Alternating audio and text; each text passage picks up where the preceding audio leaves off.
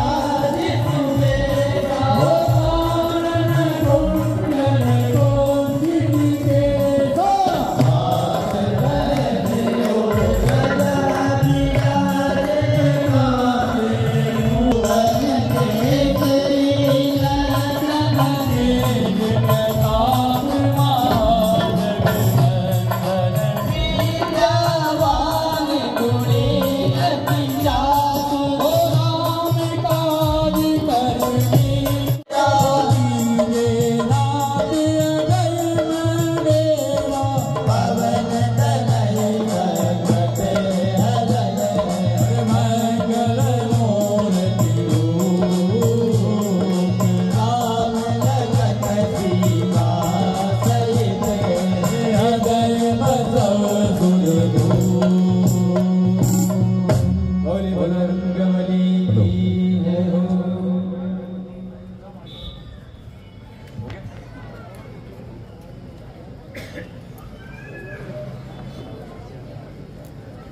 बहुत बहुत धन्यवाद विश्वकर्मा मानस मंडल, आपके मुखारबिंद से प्रस्तुत सामूहिक हनुमान चालीसा के पाठ के जरिए हम सभी को नव संवत्सर के इस पावन अवसर पर भगवान श्री राम की आराधना का अवसर मिला, भगवान श्री हनुमान जी की आराधना का अवसर मिला। ये पाठ हमें जीवन में धैर्य, संकल्प, शक्ति और विजय का मार्ग दिखलाता है।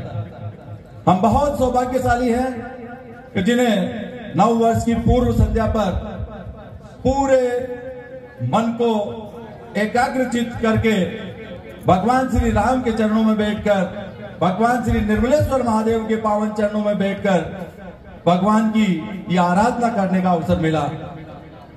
मैं इस अवसर को प्रदान करने के लिए नव संवत्सर महोत्सव समिति के तमाम पदाधिकारियों की ऊर्जाओं को प्रणाम करता हूं, जिन्होंने एक ऐसा भव्य और दिव्य अवसर इस नव संवत्सर महोत्सव के जरिए हम सबको दिया। अब आपको विदित है, मैं इस कार्यक्रम को आगे बढ़ाऊं और हमारे पूज्य मंच पर विराजमान संत श्री का आशीर्वाद हमें मिले, उससे पूर्व में आपसे निवेदन करना चाहूंगा कि कल का दिन हमारे लिए बहुत महत्वपूर्ण दिन है। कल का दिन नव वर्ष का दिन है, हम सभी के उत्कर्ष का दिन है। आज जिस तरह से हमने भगवान श्री राम के चरणों में बैठकर राम जी का गुणगान किया, हनुमान जी का गुणगान किया, भगवान से हम प्रार्थना करते हैं कि आने वाला वर्ष हम सभी के लिए उत्कर्ष का वर्ष हो, हर्ष का वर्ष हो, उत्साह का वर्ष हो। और इसी वर्ष को सामूहिक रूप से एक बार फिर धूमधाम से मनाने के लिए कल इस शहर में विशाल शोभा यात्रा का आयोजन किया जा रहा है। और इस शोभा यात्रा में समाज के प्रत्येक वर्ग को, प्रत्येक व्यक्ति को इस शोभा यात्रा का अहम हिस्सा बनना है, क्योंकि ये पर्व है, ये जागरण का पर्व है, ये सनातन संस्कृति को सुरक्षित और संरक्षित रखने का पर्व है, जिसमें हम सभी की ये नैतिक जिम्मेदारी है कि नव संवत्सर महोत्सव समिति ने जो ये 3 दिवसीय भव्य आयोजन हम सभी के उत्कर्ष के लिए आयोजित किया है, उसमें हम सभी की भागीदारी सुनिश्चित हो। इसी आशा और अभिलाषा के साथ में अब मैं संपूर्ण सदन की ओर से मंच पर विराजमान मेहरू कला के सुप्रसिद्ध संत परम पूज्य श्री हरिदास जी महाराज से निवेदन करता हूं कि वह अपने मुखारबिंद से इस पावन अवसर पर हम सभी को आशीर्वचन देकर हम सभी के कल्याण का मार्ग प्रशस्त करें। आदरणीय श्री हरिदास जी महाराज।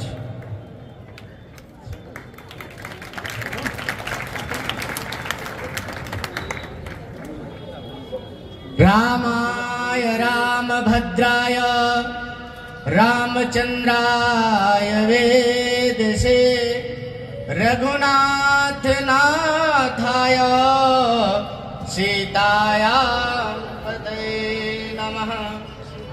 कृष्णाय वासुदेवाय हरे परमात्मने प्रणतक्लेशनाशाय गोविंदाय नमो नमः। परम मंगलमय प्राक्पर अखिलेश्वर अकारण करुणा वरुणालय भक्तवांछा कल्पतरु भगवान श्री राघवेंद्र सरकार और हमारे भगवान भोलेनाथ मंचस्थ विराजमान चतुर्थ संप्रदाय के हमारे परम पूज्य प्रातः स्मरणीय और वर्तमान में अभी इसी कुंभ में पदवी प्राप्त हुई है अखिल भारत, पूरे भारत साधु समाज में हमारा एक मुख्य एक पद होता है 4 संप्रदाय, और 4 संप्रदाय में 4 महंत होते हैं।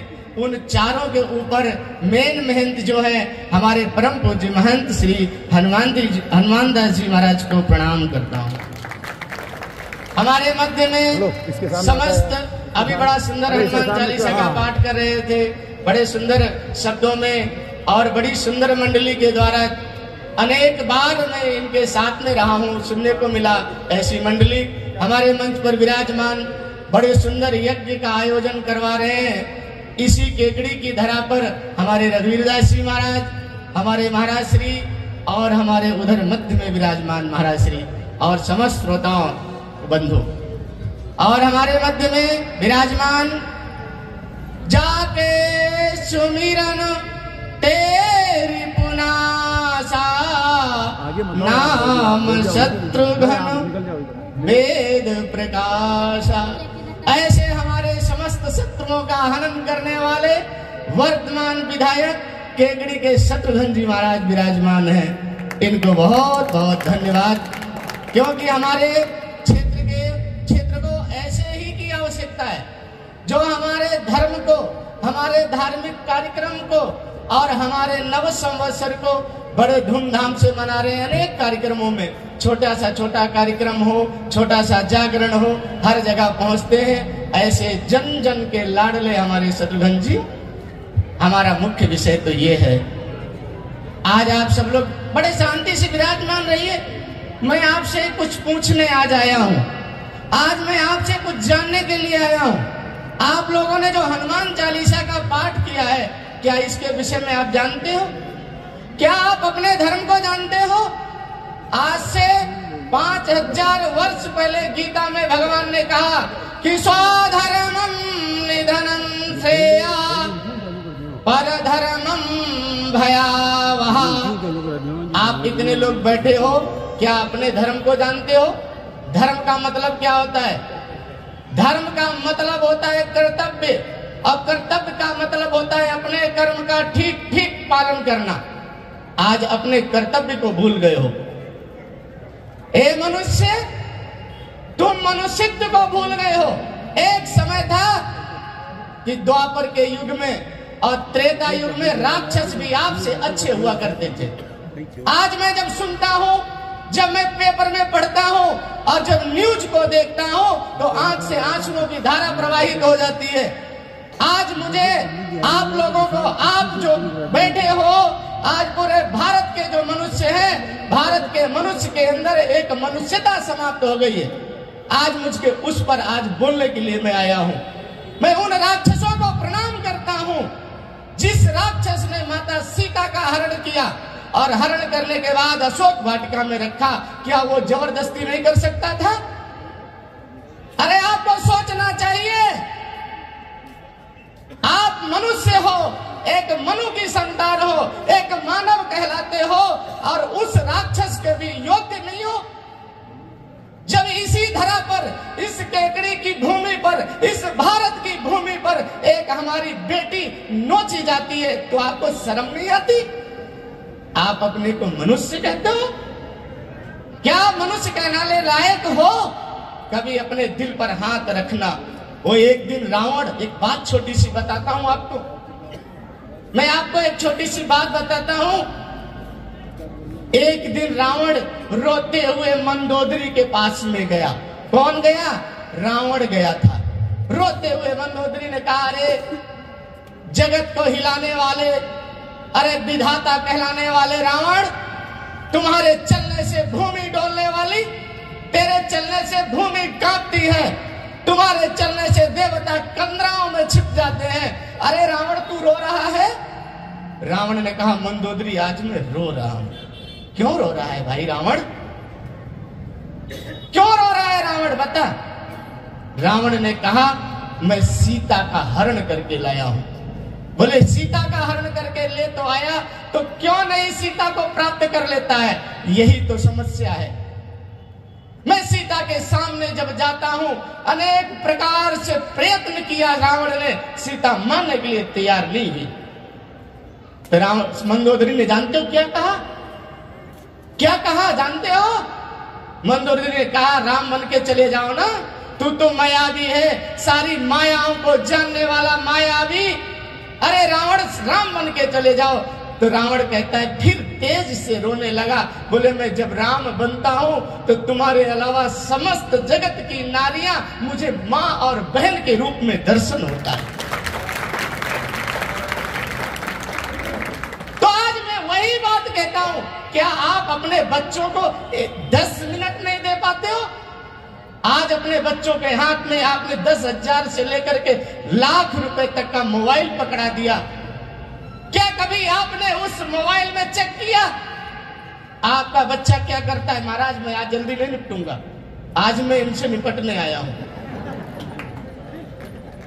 आज वो बालक, आपका बालक मोबाइल लिए, आपकी जवान बच्ची मोबाइल लेकर के क्या करती है, कभी आपने चेक किया?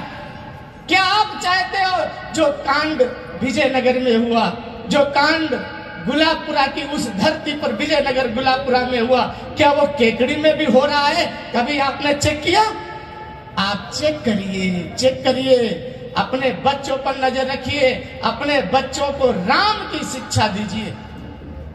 आपका बच्चा स्कूल जाता है, संता फ्रेश बनता है और किसमिस मनाई जाती है, आप बड़े प्रसन्न होते हो, वो दाढ़ी लगा करके, मूछें बांध करके, और वो बालक एक संता फ्रेश बन के जाता है, प्रसन्न होते हो। कभी आप ये भी विचार करो, कभी आप ये भी विचार करो, क्या वो कभी राम बनता है? आप राम बनाने की उसको सोचिए, उसको राम बनाइए, राम बनाने की कोशिश करिए, अपने अंदर झांक करके देखिए। आज पूरे भारत में, पूरे देश में आप जागे नहीं हो, आपकी यात्राएं रोक दी जाती हैं। क्यों रोक दी जाती है? आपके धर्म के ऊपर कुठाराघात होता है, आप जागते नहीं हो। मैं बार बार एक ही बात इस मंच से और प्रत्येक साल नववर्ष के अवसर पर कहता हूं कि तुम अधूरे नहीं, तुम अभागे नहीं, बात इतनी सी है कि तुम जागे नहीं। आज जागने की आवश्यकता है। आप कहते हो हमको पुलिस बचाने आई थी, आप कहते हो हमने वोट डाल दिया और केंद्र में मैंने मोदी को बैठा दिया, वो कानून बनाए। आपने बहुत अच्छा काम करके बहुत अच्छा काम किया, केंद्र में मोदी जी को बिठाया, लेकिन कर्तव्य आपका भी है। आपको बाहर निकलना पड़ेगा, आपको विरोध करना पड़ेगा, आपको आगे आना पड़ेगा। आज हम सब भूल गए, इसलिए गीता में भगवान ने कहा कि स्वधर्मं निधनं श्रेया परधर्मं भयावह। स्वधर्मं निधनं श्रेया, अपने धर्म को याद करना। और एक बात और याद रखना, मैं प्रत्येक मंच से कहता हूं, एक नहीं,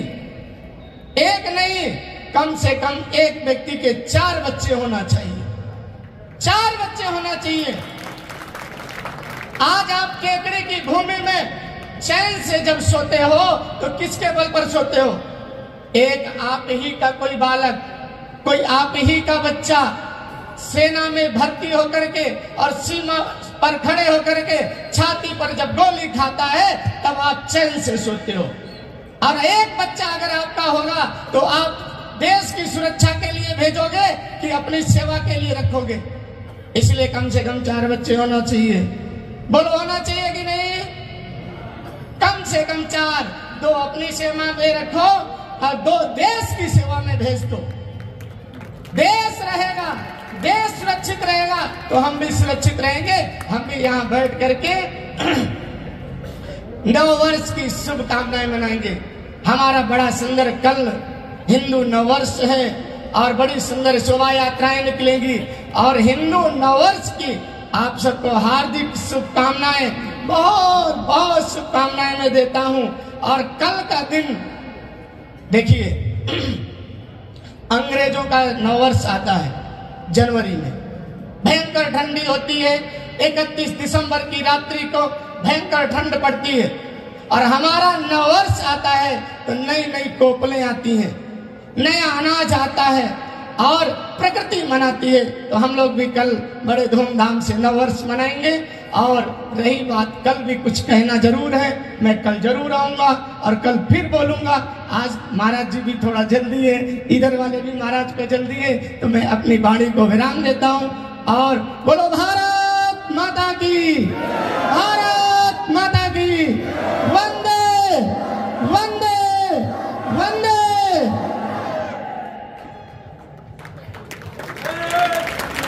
बहुत बहुत आभार।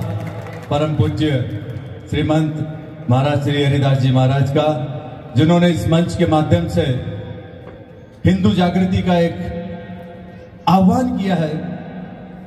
मैं इस मंच पर हमारे इस क्षेत्र के गौरव, जिनको हाल ही में प्रयागराज के दौरान अखिल भारतीय चतुर्थ संप्रदाय के राष्ट्रीय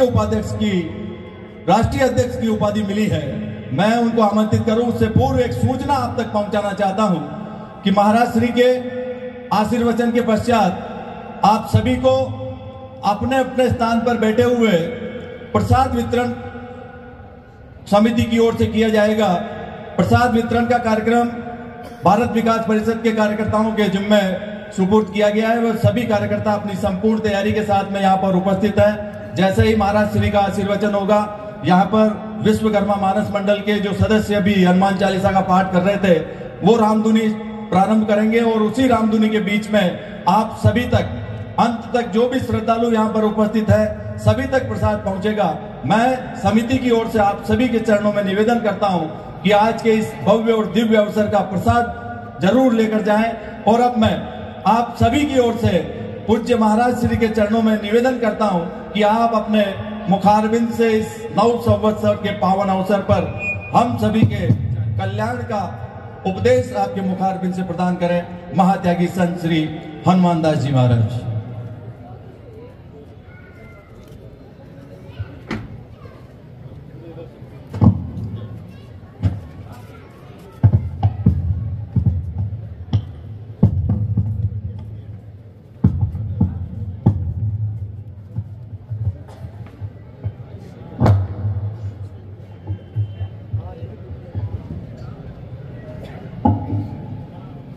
सीतानाथ समारंभां श्रीरामानंदाचार्य मध्यमां अस्मदाचार्य पर्यंतां वंदे गुरु परंपरां। बोल दो भारत माता की जय। आज मंच पर उपस्थित सब संतों के और सामने उपस्थित सब भक्त और माताओं के लिए बहुत बहुत नववर्ष का शुभकामना। ये नववर्ष हम क्यों मनाते हैं कि हमारे हिंदू हृदय सम्राट वीर विक्रमादित्य जी के प्रादुर्भाव के बाद ये संवत्सर प्रारंभ हुआ। हम सबके हिंदुओं के बहुत बड़े आराध्य हैं वीर विक्रमादित्य। ऐसे राजा हुए, उन्होंने अनेक व्यवस्था हिंदू धर्म के लिए प्रारंभ किया, जिसमें एक संवत्सर भी आता है जो नए वर्ष के रूप में हम सभी लोग उत्साह पूर्वक मनाते हैं। क्योंकि विक्रमादित्य जी ने अयोध्या का भी उद्धार किया, काशी का भी किया और अनेक तीर्थ में जाकर के, क्योंकि वो इतना ऊर्जावान थे। तो जब हमारे आप में ऊर्जा होगा तो अपने आप भगवान सभी दायित्व को दे करके और मजबूती प्रदान करेंगे। क्योंकि वीर विक्रमादित्य जब अयोध्या गए तो अयोध्या नाथ ने कहा, वीर विक्रमादित्य आप ये सोना चांदी हीरा मोतियों का ये बहुत बड़ा सुरंग है, इसको लेकर के और नया अयोध्या का निर्माण कीजिए। तो वीर विक्रमादित्य ने नया अयोध्या का निर्माण किया। उसी अयोध्या में आज राम मंदिर का भी प्रादुर्भाव हुआ, भगवान का प्राण प्रतिष्ठा हुआ और सब लोग पूजा करके अपने आप को कृतार्थ हुए पूरे भारत के। सबसे बड़ी बात यह है कि जो हमारे देश में या विदेश में या पूरे विश्व में आरएसएस राष्ट्रीय स्वयंसेवक संघ अगर आज इतनी व्यवस्था, इतना ऊर्जा, इतनी उत्सुकता नहीं रखते तो आज हम इस मुकाम पर नहीं पहुंच सकते थे। इसीलिए जो भी हमारा संदेश आरएसएस, बजरंग दल या विश्व हिंदू परिषद, जो भी हमारे सनातन धर्म के संगठन हैं, इनके अथक प्रयास के द्वारा आज हम लोग यहाँ इकट्ठा होकर के और गर्व के साथ नए वर्ष का शुभारंभ कर रहे हैं। नए वर्ष की प्रतीक्षा में थे, कल से नया वर्ष मना रहे हैं। इसीलिए जो हमारे संगठन है, भविष्य में अगर किसी प्रकार का ये दिशा निर्देश करते हैं समाज को, तो इनके पद चिन्हों पर चल करके और हम आज इस मुकाम को हासिल किए हैं, ऐसे भविष्य में भी इन लोगों के साथ कंधे से कंधा मिलाकर अगर हम चलते रहेंगे तो ऐसे इस मुकाम पर पहुंचेंगे। आज हिंदू सनातन धर्म की सरकार है, सनातन धर्म के नेता हैं, और सभी तरह के लोग हैं, पर जो हमारा ये संगठन है अद्वितीय है, मरे हुए मुर्दा को भी उठा करके और समाज की सेवा में उपस्थित रहता है। अच्छे से अच्छे कार्यों को करने के लिए सदैव आरएसएस हमारा तत्पर है। इसीलिए यही आशा विश्वास रखते हैं कि भविष्य में इस संगठन के द्वारा किया हुआ कार्य प्रशंसनीय रहा है।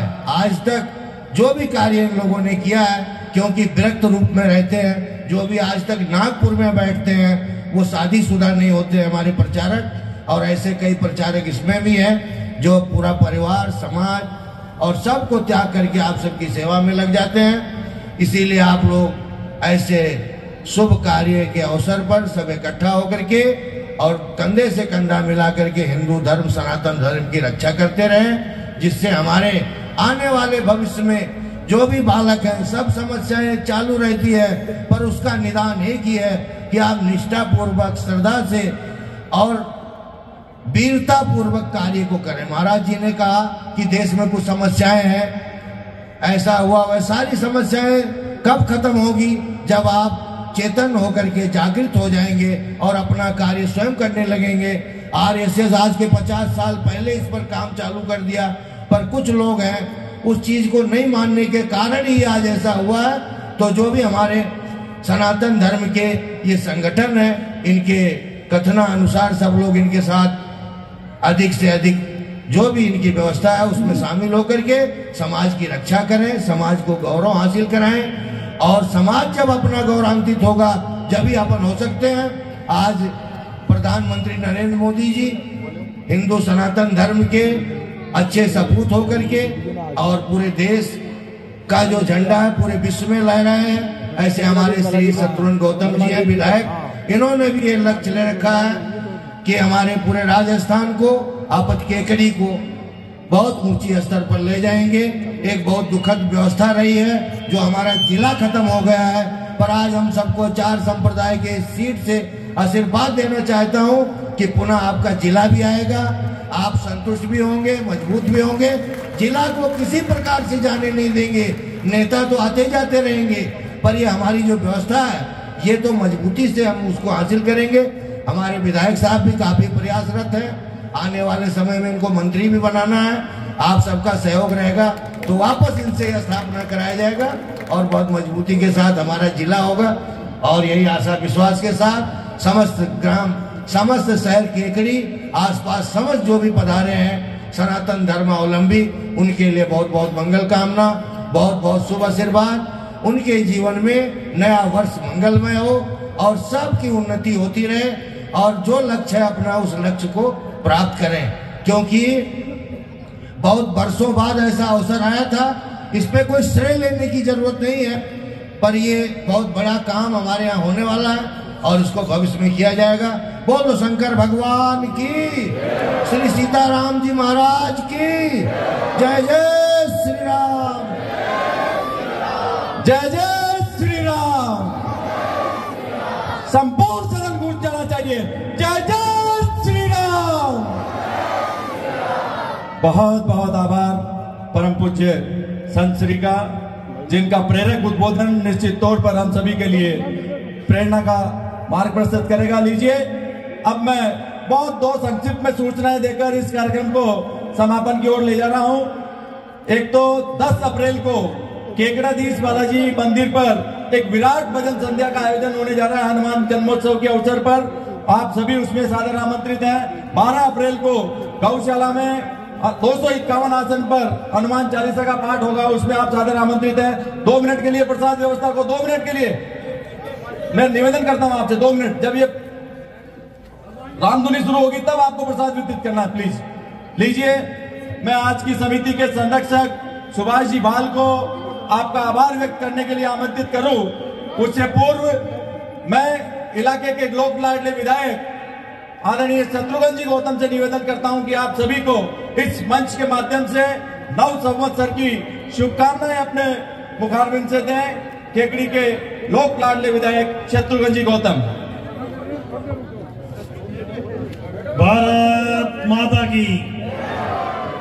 इतना अच्छा कार्यक्रम आयोजित किया गया है तो एक बार जोर से दोनों हाथ उठा के मुट्ठी बांध के भारत माता की जय बोलेंगे। भारत माता की, भारत माता की। आज के इस कार्यक्रम में मंचासी चतुर्थ संप्रदाय के अध्यक्ष आदरणीय हनुमान दास जी महाराज, आदरणीय हरिदास जी महाराज, रघुवीर दास जी महाराज, महाराज श्री और इस कार्यक्रम में पधारे हुए सभी मेरे पिता तुल्य बुजुर्गों, नौजवान साथियों, मेरे से पूर्व महाराज श्री के श्री मुख से हमें आशीर्वचन मिले। निश्चित रूप से मैं आपको ये निवेदन करना चाहता हूँ कि कल हमारे हिंदू नववर्ष का आगाज है, कल पहला दिन है और आप सब लोग मिलके ऐसे हर्षोल्लास से कल का दिन का आयोजन रखना कि लोगों को लगे कि 1 जनवरी को नहीं, प्रतिपदा के चैत्र शुक्ल की आज हिंदू नववर्ष का शुभारंभ है। तो ये हमें गर्व होना चाहिए कि हम हिंदू हैं, हमारे संस्कार हिंदू है। और आपके वोट की ताकत, आपको अपने वोट की ताकत बताना कि ये आपके वोट की ताकत है कि जब मैंने राजस्थान के मुख्यमंत्री जी से कहा कि मेरे केकड़ी में 4 भुजानाथ का मंदिर है, केकड़ी का मालिक 4 भुजानाथ है, मुझे 4 भुजानाथ के बड़े तालाब के विकास के लिए 50 करोड़ रुपए चाहिए। मुख्यमंत्री जी ने 1 मिनट नहीं लगाया, 50 करोड़ रुपए स्वीकृत किए कि 4 भुजानाथ की जय। 4 भुजानाथ क्षेत्र का विकास होना चाहिए। महाराज श्री मैं आपको निवेदन करूं कि मैं देवगांव का रहने वाला हूं और देवगांव के आगे धोलाई गांव है और धोलाई के आगे टोंक जिले की सीमा है, संडेला का बालाजी। मेरे 7 पीढ़ी से मान्यता है और उस बालाजी के मंदिर के आसपास सड़क नहीं। और पिछले 8-10 महीने पहले मैं गया था, मैंने कहा था बालाजी से ही निवेदन चरणों में कह के आया कि जिस दिन सड़क स्वीकृत होगी उसी दिन आऊंगा, नहीं तो नहीं आऊंगा। क्योंकि जब भी जाता तो लोग कहते भाई साहब अब तो जीत गए, सड़क बननी चाहिए।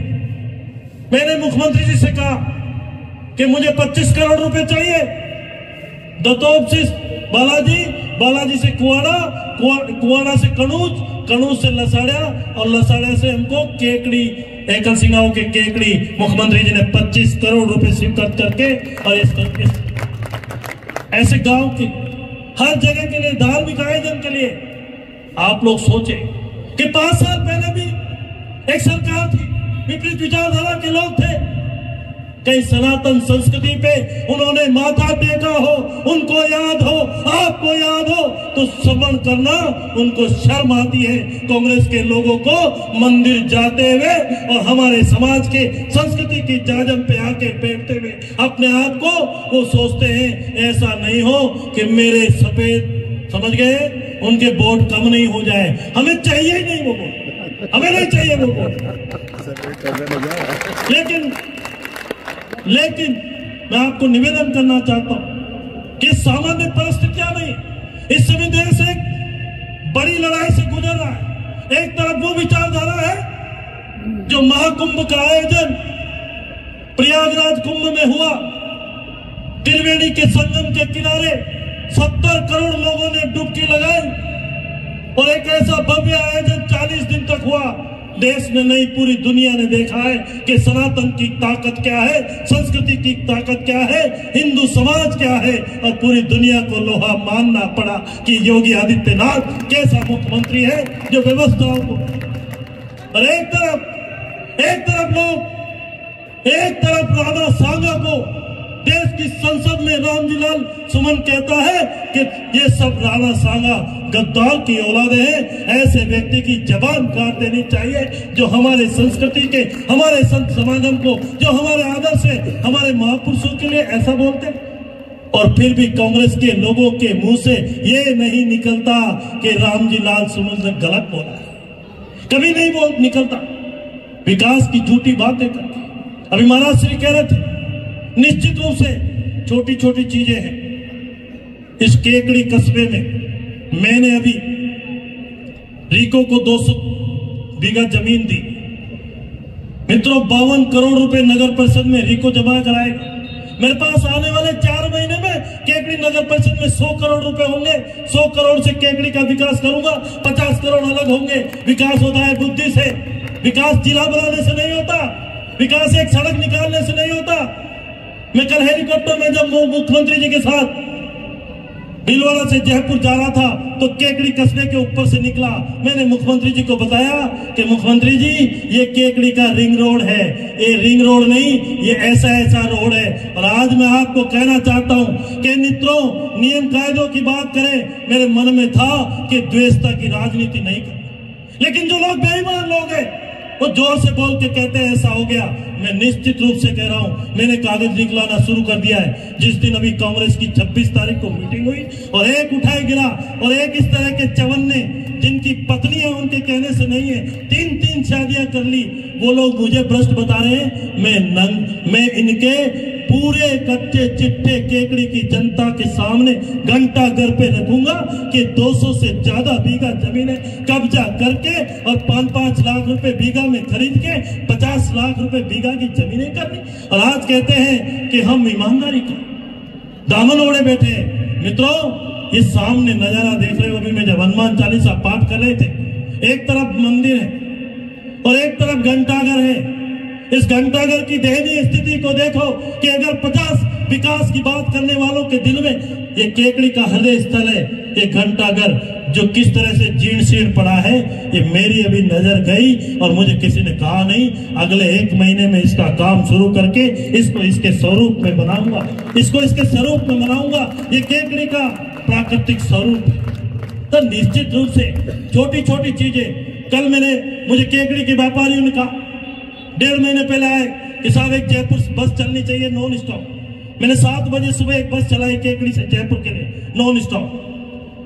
मुझे फिर व्यापारियों का फोन आया कि साहब गर्मी पड़ने लग गई, एक डेलीगेशन आया कि अब एयर कंडीशन बस चलनी चाहिए। 2 तारीख से केकड़ी से जयपुर के लिए नॉन स्टॉप एसी बस चलेगी, 2 बार जाएगी, 2 बार आएगी। एक छोटी छोटी चीजें हैं।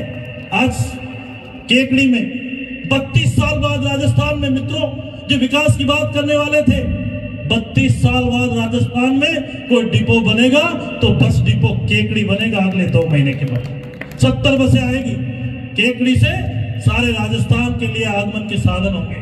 तो मैं निश्चित रूप से एक और कहना चाहता हूं, मेरी केकड़ी की बेटियां पढ़ने के लिए कॉलेज जाती है तो 4 किलोमीटर पड़ता है। अस्पताल के भी आगे केकड़ी का कॉलेज है और को एजुकेशन है, बॉयज और महिला अलग पढ़ती है। मैंने मुख्यमंत्री जी से कहा है अगले बजट के अंदर केकड़ी में एक गर्ल्स कॉलेज खोलूंगा। जो केकड़ी की आवश्यकता है, गर्ल्स कॉलेज अलग होनी चाहिए, बेटियों का कॉलेज अलग होना। पिछले राज्य में भी हमने स्कूल, पायलट स्कूल को सीनियर किया। तो विकास पे मैं घंटों बोल सकता हूं। न तो कांग्रेस के नेताओं में वो बददिमाग है, बदतमीज है, उनमें न तो बुद्धि है और बात करते हैं विकास की। अरे विकास की बात आपके मुंह से अच्छी नहीं लगती। अगर आपने जिला बनाया होता तो 18 में बनाते, 19 में बनाते, 20 में बनाते, 21 में बनाते, 22 में बनाते। हम आपको सलूट करके कहते आपने बहुत अच्छा काम किया है, इस काम की हम सराहना करते हैं। लेकिन जब आपको लगा कि हम नहीं आएंगे, हम तो जा रहे हैं, अब पता नहीं कौन आएगा, तो आपने चांस लिया कि 23 में जिला बनाया। अरे जिला बना था तो 100 करोड़ रुपए बजट में सैंक्शन करते कि केकड़ी जिले के लिए 100 करोड़ रुपए दिए जाते। 50 लाख रुपए में कलेक्टर एसपी बिठा के और जिले का स्वरूप देना चाहते। मित्रों, ऐसी झूठी राजनीति भारतीय जनता पार्टी राजस्थान में नहीं करती। जिले की सारी व्यवस्थाएं हम केकड़ी में करेंगे और केकड़ी दुनिया राजस्थान को बताएंगे कि हम कैसे। कहने से कुछ नहीं होता।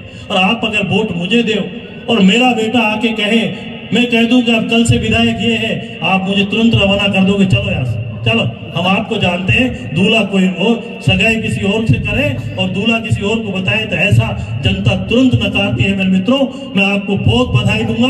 महाराज श्री ने बहुत अच्छी बात की कि हमारे संस्कार, हमारी बेटियों और बेटों में संस्कार होने चाहिए। विजयनगर की घटना घटी, कौन था विजयनगर की घटना के पीछे? एक कांग्रेस का पार्षद, एक समाज विशेष का व्यक्ति। क्यों नहीं बोलते कांग्रेस के लोग कि विजयनगर की घटना की निंदा करते? वो बेटियां हिंदू समाज की और ब्राह्मण समाज की थी। क्यों नहीं निकलता कांग्रेस के लोगों से? मैंने राजस्थान की विधानसभा में कहा कि नहीं, हमारी विजयनगर की बेटियां जब उनके मर्म को, उनके दुख को अगर सुने तो दिल दहल जाता है। मैं मिला हूं उन बेटियों से। और फिर भी ऐसी घटनाओं की पुनरावृत्ति नहीं होनी चाहिए। हमको हमारे परिवार में और हमको अड़ोस पड़ोस में देखने की जरूरत है क्या हो रहा है, क्या नहीं हो रहा। ये मोबाइल की संस्कृति आ गई, ये मोबाइल की संस्कृति आ गई। मोबाइल पे किससे बात कर रहे हैं हमको कहते हैं। जब कुछ घटना घट जाती है 18 साल के बाद फिर कहते हैं नेताजी आप चाहो तो आ सकती है, आप कुछ नहीं कर रहे। मैं भी हाथ जोड़ के कहता हूं भाई साहब 18 साल आपके पास रही है और मुझे कह रहे हो आप मेरे माथे आ रहे हो, तो मेरी गलती नहीं। आपने भी ऐसे संस्कार दिए होते, आपने भी मंदिर भेजा होता, मंदिर में मत्था टेकने 4 भुजानाथ के श्री चरणों में गई होती तो ये संस्कार नहीं आते। ये सनातन के संस्कार नहीं है, ये पाश्चात्य संस्कार है, ये आने वाली जो मोबाइल के संस्कार है। तो इसमें हमें चिंतन करना चाहिए, इसमें हमें मंथन करना चाहिए। सामाजिक सरोकार में हमारी जिम्मेदारियां क्या है, इस सब चीजों पे चर्चा करनी चाहिए। परिवार के अंदर बेटियों को ये शिक्षा देनी चाहिए कि जब बेटी बड़ी हो जाए, 8वीं के बाद बेटी के सुबह से लेकर शाम तक बेटी किससे मिली या वो अपनी माँ को ये बताए कि आज मुझे स्कूल में ये हुआ ये नहीं हुआ। तो मैं कहता हूँ उस बेटी को आप इतनी बात करें कि बेटा ऐसा कोई काम मत करना जो तुम मुझसे आंख से आंख मिला के और मुझसे बात नहीं कर पाए और तेरी वजह से हमारे घर का नाम कहीं नीचा हो। तो निश्चित रूप से ऐसा कभी नहीं होगा जो महाराज श्री ने भी कहा। आप सबको पुनः मैं धन्यवाद दूंगा। कल कवि सम्मेलन था, भव्य आयोजन था, अजमेरी गेट तक लोग थे।